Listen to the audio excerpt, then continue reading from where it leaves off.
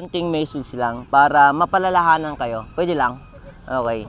Alam nyo, gusto ko sabihin sa inyo na mahal kayo ng Diyos. Sino naniniwala dito na mahal siya ng Diyos? Pero hindi ahayaan ng Diyos na hindi parusahan yung mga taong patuloy sa pagkakasala. Gusto kong sabihin sa inyo na sa impyerno, walang rest and peace. Sa impyerno, napakainit na lugar. Ang impyerno, wala nang labasan. Kahit gusto mo mang lumabas doon, hindi ka na makakalabas. Ang impyerno, dalawang elemento ang naroon. Uod na hindi namamatay, apoy na hindi rin namamatay. Kung yung uod dito, di ba, pag inapakan mo, namamatay. Pag yung apoy dito sa lupa, pag ginagisan mo ng tubig, mapupula, di ba? Mawawala. Pero yung uod at apoy sa impyerno ay hindi mamamatay. Dito, may hangganan ang tao. Dito sa lupa, may temporal, di ba? May bilang.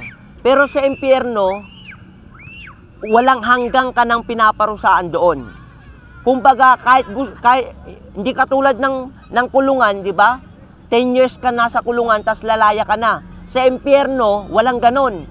Walang 10 years, walang 5 years. Pagkatapos ng 5 years, pwede ka nang lumabas sa impyerno. Walang ganon. Walang sinasabing ganon sa Biblia. Kundi, lahat na naroon, wala nang second chance.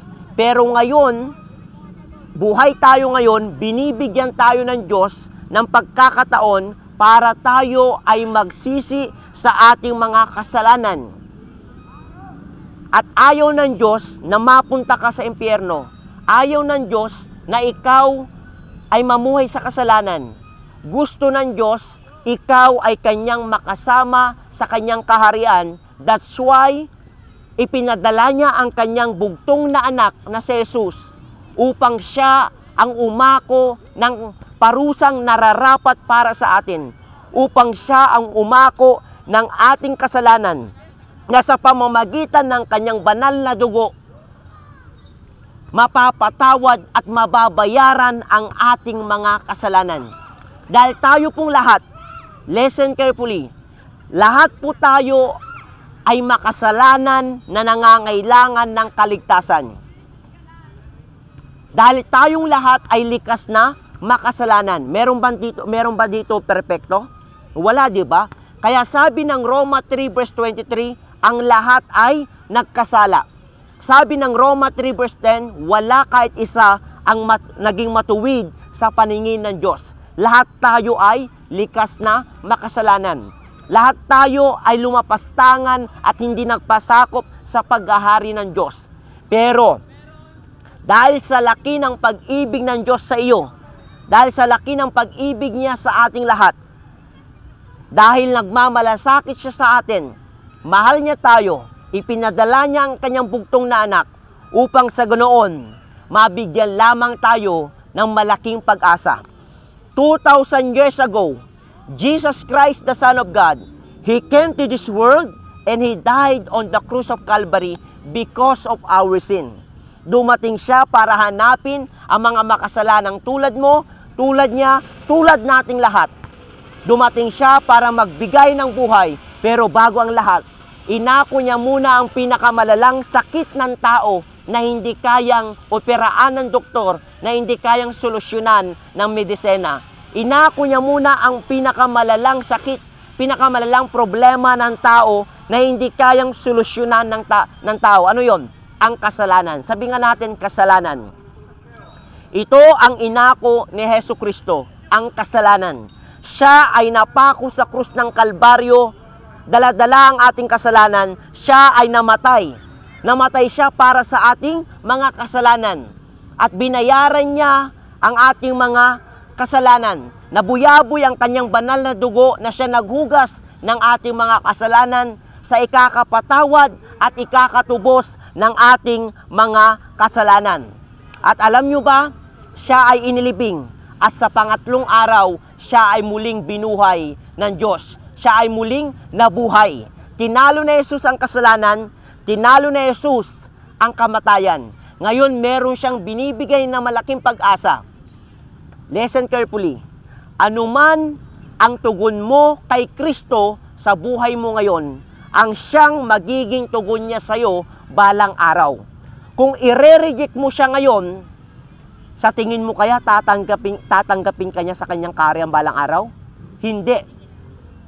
Kaya kung ang tugon mo, tatanggapin mo siya at susunod ka sa kanya, tatanggapin ka din niya balang araw sa kanyang kaharian.